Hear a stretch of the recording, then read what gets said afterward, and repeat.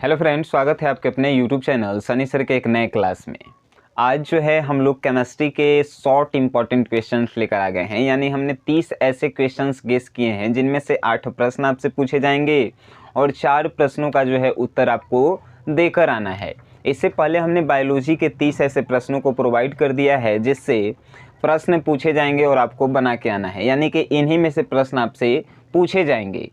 ये जो है हम अपने 3 साल के एक्सपीरियंस के अनुसार आपको बता रहे हैं और माँ सरस्वती की हम लोगों के पे कृपा है कि हम जो गेस करते हैं उसमें से 3-4 प्रश्न आ ही जाता है।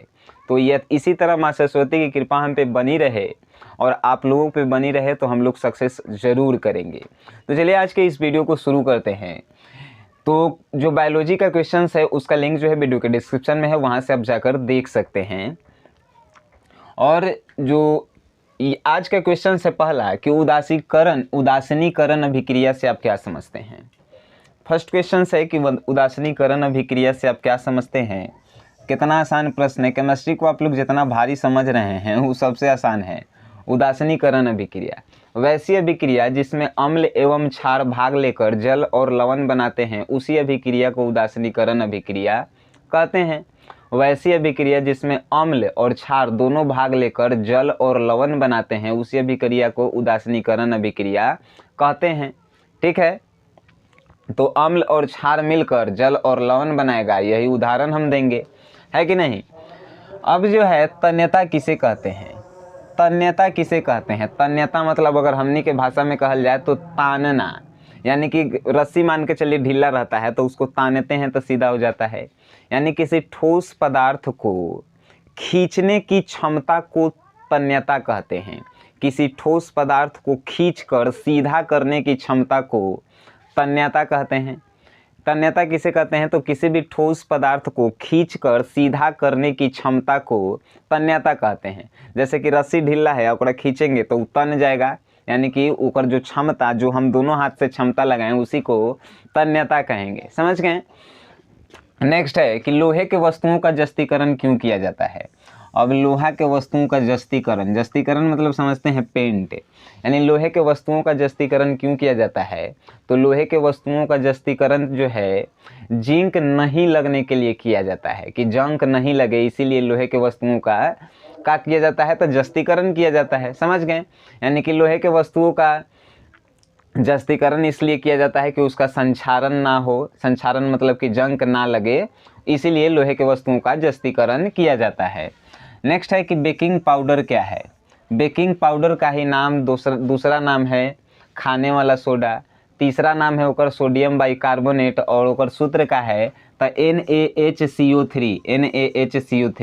तब बेकिंग पाउडर क्या है, तो सोडियम बाइकार्बोनेट या खाने वाले सोडे को ही बेकिंग पाउडर कहते हैं। इसका सूत्र जो है NaHCO3 है। समझ गए। अब नेक्स्ट क्वेश्चन है कि धातु और अधातु में अंतर बताइए। ये कौन क्वेश्चन बतावे वाला है, बताइए। तो धातु जो विद्युत का सुचालक होता है, अधातु जो विद्युत का कुचालक होता है। धातु जिसमें कि लोहा, तांबा, जस्ता, कॉपर, निकेल, अधातु लकड़ी, प्लास्टिक, ये सब जानते हैं। कितना आसान प्रश्न है। नेक्स्ट है कि जस्ता के 2 अयस्कों के नाम बताइए। इहो बतावे वाला है। एगो जिंक ब्लेड जेकर सूत्र का होता है जेडेनो जेकर जिंक ब्लेड, एगो जिंक सल्फाइड जेकर सूत्र होता है ZNS। हो गया। जस्ता के 2 सूत्र, जिंक ब्लेड और दूसरा जिंक सल्फाइड। बहुत सारा है। नेक्स्ट है मिश्र धातु किसे कहते हैं। मिश्र यानी मिश्रण करके, जब दो से अधिक धातुओं के मिश्रण करके जब 1 या 2 धातुओं को मिलाकर एक धातु बनाया जाता है, उसी धातु को मिश्र धातु कहते हैं। जैसे कि पीतल, तो पीतल कांची से बना है, तो तांबा और जस्ता के मिला के जो है पीतल बनाया गया है। इस्पात कांची से बना है, तो कॉपर और लोहा के मिला के इस्पात बनावल गई है। ये सब पूछे वाला बात है। बताओ कि जब 2 धातु आपस में मिलकर कोई एक धातु बनाता है उसे मिश्र धातु कहते हैं। जैसे कि पीतल, तांबा और जस्ता। ट्रिक क्या है, ट्रिक तो पिताजी यानी पीतल, तांबा और जस्ता से मिलकर बना हुआ है। नेक्स्ट है कि सोडियम कार्बोनेट का जलीय विलयन क्षारीय क्यों होता है। कितना आसान प्रश्न है, लेकिन देखे में कितना भारी लग रहा होगा। तो सोडियम कार्बोनेट का जलीय विलयन क्षारीय क्यों होता है। तो सोडियम कार्बोनेट का जलीय विलयन क्षारीय इसलिए होता है क्योंकि सोडियम कार्बोनेट को जब जल में डालते हैं तो वो हाइड्रोजन ऑक्साइड आयन जो है वो भेजता है। कहने का मतलब जो है हाइड्रोजन ऑक्साइड OH माइनस जो है उससे निकलता है, जिसके कारण वो लाल लिटमस को नीला कर देता है। फिर से एक बार, तो सोडियम कार्बोनेट का जलीय विलयन क्षारीय क्यों होता है? तो लिखेंगे कि सोडियम कार्बोनेट का जलीय विलयन क्षारीय इसलिए होता है क्योंकि सोडियम कार्बोनेट जल में OH माइनस देता है जो लाल लिटमस को नीला कर देता है। समझ गए कितना आसान प्रश्न है। इसका क्वेश्चंस का आंसर जो है आप लोग हमें कॉपी पे लिख के इंस्टाग्राम पे हमें सेंड कीजिए, दिखाइए कि सर जो लिखे हैं वो सही में है या गलत है। अब खनिज और अयस्क में अंतर बताइए। अब यहू सब बतावे वाला क्वेश्चन है। खनिज वैसा पदार्थ जो खान से निकाला जाता है उसे खनिज कहते हैं, यानी खोद कर पृथ्वी खोज कर निकाला जाता है उसे खनिज कहते हैं। और जो खनिज से पदार्थ निकाला जाता है ओकरा अयस्क कहते हैं, है कि नहीं? सभी खनिज जो है अयस्क हो सकते हैं और सभी अयस्क जो है खनिज नहीं हो सकते हैं। ये सब बात है कि नहीं? तो यहू सब बतावे वाला है। जो खान से निकाला जाता है ओकरा खनिज कहल जाता है और जो खनिज से निकाला जाता है ओकरा अयस्क कहल जाता है कि नहीं? अब है कार्बन मुख्यतः सहसंयोजक यौगिक क्यों बनाता है? बताइए। कार्बन के परमाणु संख्या कितना होता है? 6 होता है। तो 2 व 4। अभी अपन पड़ोसी जैसा बने के मन करेगा तो या तो हीलियम जैसा बनेगा या तो न्यून जैसा बनेगा, क्योंकि वही जो है अक्रिय तत्व है। तो एक बाहरी कक्षा में 4 इलेक्ट्रॉन है, तो ये हमेशा जो है बनेगा। जैसे कि अगर ये हीलियम जैसा बनेला चाहेगा तो ये 4 गो इलेक्ट्रॉन के त्याग करे पड़ेगा, और अगर न्यून जैसा बनना चाहेगा तो ये 4 गो इलेक्ट्रॉन इसको ग्रहण करना पड़ेगा। यानी कि हर एक स्थिति में इसे 4 गो बॉन्ड बनाना ही होगा। इसीलिए जो है सहसंयोजक कहने का मतलब कि समान, यानी जुटेगा तो समान, एगो से जुटेगा या तो 2 गो से या तो 3 गो से या तो 4 गो से, लेकिन 4 गो से जुटना कंपलसरी है। तो लिखेंगे का कि कार्बन मुख्यतः सहसंयोजक यौगिक किस लिए बनाता है? क्योंकि इसके बाहरी कक्षा में 4 इलेक्ट्रॉन होते हैं जो हमेशा समान इलेक्ट्रॉनों से मिलकर ही सहसंयोजक यानी कि कोई किसी यौगिक का निर्माण करते हैं। ठीक है। अब नेक्स्ट है कि वन संरक्षण हेतु क्या कदम उठाना चाहिए? ये क्वेश्चन बतावे वाला है। बताइए तो वन संरक्षण यानी कि वन को बचाने के लिए हमें क्या कदम उठाना चाहिए? तो वन काटने पे रोक लगाना चाहिए, वनों को ज़्यादा लगाना चाहिए। कागज़ उद्योग में जो है दूसरे वनों का उपयोग करना, जैसे कि जो वन बचाने का उपाय है वही आपको बता देना है कि नहीं? कि वन हमें लगाना चाहिए, पेड़ पौधे लगाना चाहिए, पेड़ पौधे को कटने से बचाना चाहिए, उसमें वन्य जीव जो हैं उनको नहीं मारना चाहिए, है कि नहीं? अब ये सब क्वेश्चन बतावे वाला है तो समझ जाइए कि आप लोग नहीं पढ़े वाला हैं। अम्ल और भस्म में क्या अंतर है? अम्ल और भस्म में क्या अंतर है? तो अम्ल जो है स्वाद में खट्टा होता है, भस्म स्वाद में कड़वा होता है। अम्ल का pH मान 7 से कम होता है, भस्म का pH मान 7 से अधिक होता है कि नहीं? ये सब बतावे वाला क्वेश्चन है। केमिस्ट्री कितना आसान है। आप लोग जो हैं एक झुट्टू मुट्टू के हार्ड बना के। अम्ल का जलीय विलयन विद्युत का सुचालक क्यों होता है? चलिए, अम्ल का जलीय विलयन विद्युत का सुचालक क्यों होता है? बाप रे बाप, क्वेश्चन देखता ही लाइकन डरा जाता है, लेकिन इतना आसान है। देखिए, अम्ल का जलीय विलयन विद्युत का सुचालक यानी कि अम्ल में लाइन इसलिए आ जाता है क्योंकि इसमें जो है हाइड्रोजन मुक्त होता है। अम्ल का जलीय विलयन विद्युत का सुचालक इसलिए होता है क्योंकि इसमें हाइड्रोजन मुक्त होता है। अम्ल जल से अभिक्रिया करके हाइड्रोजन मुक्त करता है। समझ गए? लिखेंगे का तो अम्ल का जलीय विलयन विद्युत का सुचालक इसलिए होता है क्योंकि इसमें हाइड्रोजन मुक्त होता है। ठीक है। हाइड्रोजन जो है जल से, अम्ल का जलीय विलयन विद्युत का सुचालक इसलिए होता है क्योंकि अम्ल जल में घुलकर हाइड्रोजन प्लस आयन मुक्त करता है। समझ गए? नेक्स्ट है कि धोबिया सोडा और बेकिंग सोडा में अंतर बताइए। क्या आप बताएं? ये सब क्वेश्चन है। धोबिया सोडा जिसका उपयोग जो है धोने के लिए किया जाता है, कपड़ा धोने के लिए किया जाता है, और बेकिंग सोडा जिसका उपयोग जो है खाना बनाने में किया जाता है, पेट की अम्लीयता को दूर करने में किया जाता है कि नहीं? तो ये सब जो है क्या बताएं यार, कितना आसान प्रश्न है, फिर भी आप लोग हमसे आंसर बकवा रहे हैं। अब नेक्स्ट है कि वियोजन अभिक्रिया और समायोजन अभिक्रिया में आप क्या अंतर है? वियोजन अभिक्रिया और समायोजन अभिक्रिया में क्या अंतर है? तो वियोजन अभिक्रिया वैसी अभिक्रिया जिसमें कोई ठोस पदार्थ टूटकर दो पदार्थों का निर्माण करते हैं, वैसी अभिक्रिया को वियोजन अभिक्रिया कहते हैं। और समायोजन मतलब कि समाहित होता है, यानी कि वैसी अभिक्रिया जिसमें दो पदार्थ जुड़कर एक पदार्थ बनाते हैं उसे समायोजन अभिक्रिया कहते हैं। फिर से, वैसी अभिक्रिया जिसमें एक पदार्थ टूटकर विभाजन हो जाता है, दो पदार्थ में बंट जाता है, उसे वियोजन अभिक्रिया। और वैसी अभिक्रिया जिसमें दो पदार्थ जुटकर और एगो बनता है उसे समायोजन अभिक्रिया, है कि नहीं। अब नेक्स्ट है कि जब लोहे की कील को कॉपर सल्फेट के विलयन में डुबाया जाता है तब विलयन का रंग क्यों बदलता है। जब लोहे की छड़ को कॉपर सल्फेट के विलयन में डुबाया जाता है तो विलयन का रंग जो है काहे बदलता है, तब समझते हैं तनी। लोहे की कील को जब कॉपर सल्फेट के विलयन में डुबाया जाता है, कॉपर सल्फेट, तो कॉपर को लोहा जो है प्रतिस्थापित कर लेता है, यानी कॉपर जहाँ पे रहता है, जहाँ लोहा जाके खुद बैठ जाता है और लोहा जो है सल्फेट से अभिक्रिया करने लगता है, यानी कि लोहा जो है कॉपर के जगह ले लेता है और कॉपर को हटा देता है और सल्फेट से अपने अभिक्रिया करने लगता है। जब सल्फेट से अभिक्रिया करता है तो लोहा के हल्का हल्का रंग जो है विलयन में चला जाता है, जिसके कारण विलयन का रंग बदलने लगता है कि नहीं। अब देखिए फिर से एक बार, जब लोहे की कील को कॉपर सल्फेट के विलयन में डुबाया जाता है तो कॉपर को लोहा प्रतिस्थापित कर लेता है और सल्फेट के साथ अभिक्रिया करता है, जिसके कारण लोहे का रंग जो है थोड़ा थोड़ा सल्फेट से विलयन में उतरने लगता है, जिसके कारण विलयन का रंग बदल जाता है। कितना आसान है। अब है नेक्स्ट कि निस्तापन और जारण में क्या अंतर है, यो सब बतावे वाला है। वैसी रासायनिक अभिक्रिया जो ऑक्सीजन की अनुपस्थिति में, जहाँ पे ऑक्सीजन नहीं रहता है वहाँ पे अनुपस्थिति कहते हैं, तो वैसी रासायनिक अभिक्रिया जो ऑक्सीजन की अनुपस्थिति में होता है उस रासायनिक अभिक्रिया को निस्तापन कहते हैं।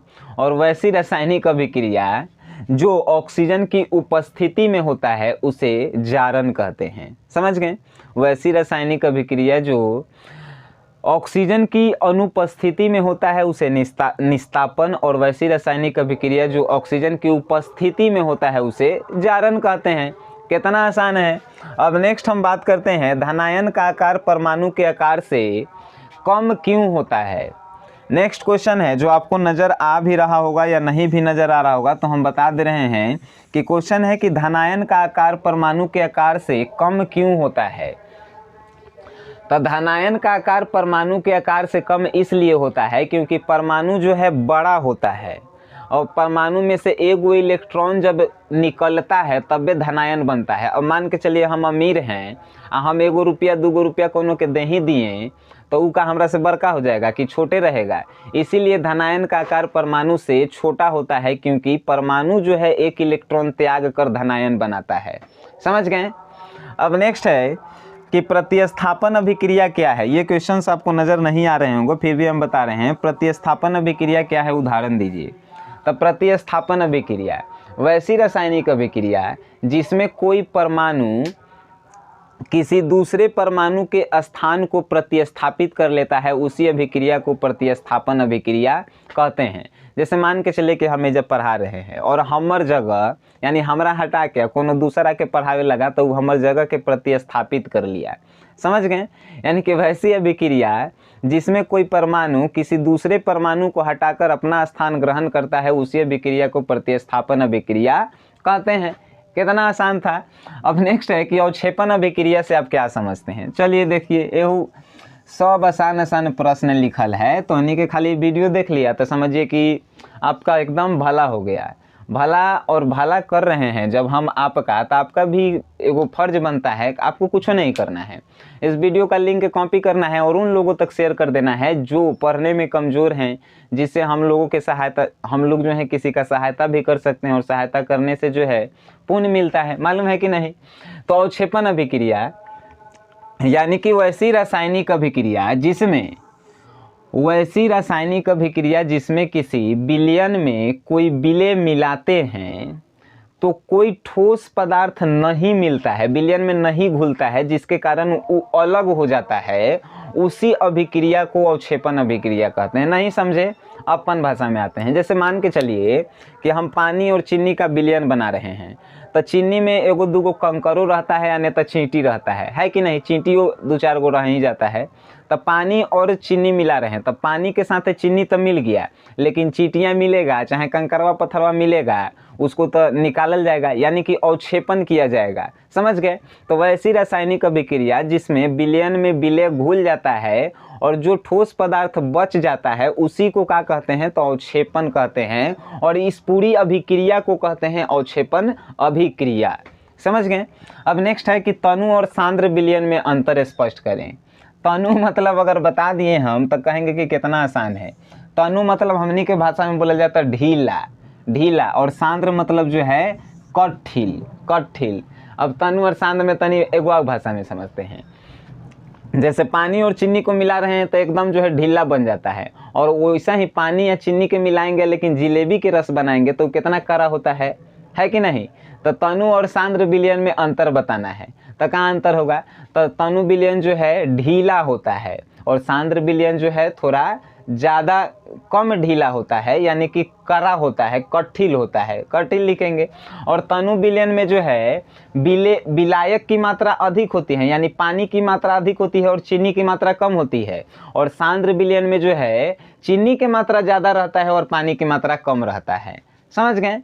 तो ऐसे लिखना है, चीनी जो अपने अंदर बिला लेता है उसको विलायक कहते हैं, और जो पदार्थ डालल जाता है उसे विलेय कहते हैं। समझ गए।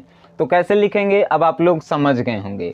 यानी कि वैसा विलयन जिसमें विलेय की मात्रा कम और विलायक की मात्रा अधिक रहती है उसे तनु विलयन कहते हैं, और वैसा विलयन जिसमें कि विलेय की मात्रा ज़्यादा और विलायक की मात्रा कम होती है उसे सांद्र विलयन कहते हैं।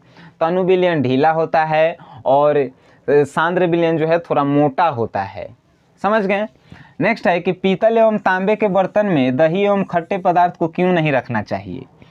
पीतल और तांबा के बर्तन में दही और खट्टा पदार्थ को काहे नहीं रखना चाहिए, तो आज आप जान जाएंगे।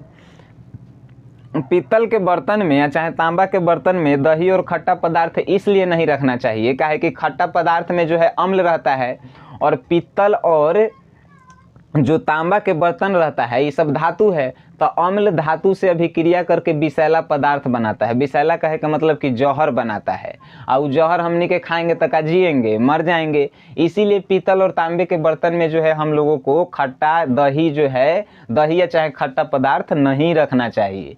समझ गए। काहे कि खट्टा पदार्थ जो है धातु से अभिक्रिया करके विषैला पदार्थ बनाता है। अब उभयधर्मी ऑक्साइड क्या है बताइए। अम्ल और क्षार एक साथ जब अभिक्रिया करता है तो उसी अभिक्रिया को उभयधर्मी ऑक्साइड बोलते हैं। अम्ल और क्षार एक साथ अभिक्रिया करता है तो जल और लवण बनाता है, नहीं जल और लवण बनाता है वो तो उदासीनीकरण अभिक्रिया हो जाएगा। लेकिन अम्ल और क्षार एक साथ जब अभिक्रिया करता है तो उसी को उभयधर्मी ऑक्साइड कहा जाता है। समझ गए। ऊष्माक्षेपी एवं ऊष्माशोषी अभिक्रिया क्या है। ऊष्माक्षेपी मतलब छोड़ना और ऊष्मा मतलब ताप। वैसी अभिक्रिया जिसमें ऊष्मा का जो है छोड़ना यानी ऊष्मा जो है उत्पन्न होता है। समझ गए। यानी ऊष्मा बाहर जाता है, वैसी अभिक्रिया जिसमें ऊष्मा जो है बाहर की ओर जाता है उसे ऊष्माक्षेपी अभिक्रिया कहते हैं। और वैसी अभिक्रिया जिसमें ऊष्मा का शोषण होता है यानी ऊष्मा अंदर आता है उसे ऊष्माशोषी अभिक्रिया कहते हैं। कितना आसान था। नेक्स्ट है कि हाइड्रोकार्बन क्या है। अब बताइए, इहो बतावे वाला चीज़ है। हाइड्रोकार्बन क्या है और हाइड्रोकार्बन कितने प्रकार के होते हैं। हाइड्रोजन और कार्बन को मिलाने से हाइड्रोकार्बन बनता है। समझ गए। हाइड्रोजन और कार्बन को मिलाने से हाइड्रोकार्बन बनता है। और हाइड्रोकार्बन जो है दो प्रकार के होता है, एगो संतृप्त हाइड्रोकार्बन और एगो असंतृप्त हाइड्रोकार्बन। समझ गए। अब नेक्स्ट है कि सोना चांदी प्लेटिनम का उपयोग आभूषण बनाने में क्यों किया जाता है। सोना चांदी और प्लेटिनम के उपयोग गहना बनाने में काहे किया जाता है। आभूषण मतलब गहना होता है। तो तो सोना चांदी और प्लेटिनम का उपयोग जो है आभूषण बनाने में इसलिए किया जाता है क्योंकि ये ऑक्सीजन से कम अभिक्रिया करता है, यानी कि एकरा में जंग नहीं लगता है, ये कुछ चमकीला होता है, इसकी तन्यता ज़्यादा होती है। तन्यता मतलब कि जो है टाइट ज़्यादा होता है, समझ गए। सोना चांदी प्लेटिनम के काहे ला गहना बनावल जाता है, तो इसकी तन्यता ज़्यादा होती है, ये चमकीला होता है और ये जो है ऑक्सीजन से अभिक्रिया कम करता है, समझ गए। अब लोहा के गहना बना देवल जाए तो हमने के पहनेंगे तो देखेंगे 10 दिन के बाद जंगे लग गया है कि नहीं। अब नेक्स्ट है कि साबुन और अपमार्जक में अंतर लिखें। साबुन और अपमार्जक में क्या अंतर है, तो साबुन जो है उच्च वसा वाला सोडियम लवण है। साबुन जो है उच्च वसा वाला सोडियम लवण है और अपमार्जक जो है कम वसा वाला जो है सोडियम लवण है। साबुन मतलब देखें शरीरों में लगावे वाला, अपमार्जक मतलब कपड़वा खींचे वाला सरफवा। तो साबुन जो है उच्च वसा वाला जो है सोडियम लवण है, अपमार्जक जो है निम्न वसा वाला सोडियम लवण है, समझ गए। और साबुन का उपयोग जो है फिर लिख देंगे कि नहाए में करते हैं और अपमार्जक का उपयोग कपड़ा फींचे में करते हैं। ये सब अंतर लिखेला तो अंतर तो अपने से 50 को लिख सकते हैं, सिर्फ हम लोग शब्द खाली समझ जाए, है कि नहीं। नेक्स्ट है कि संतुलित और असंतुलित रासायनिक समीकरण में क्या अंतर है।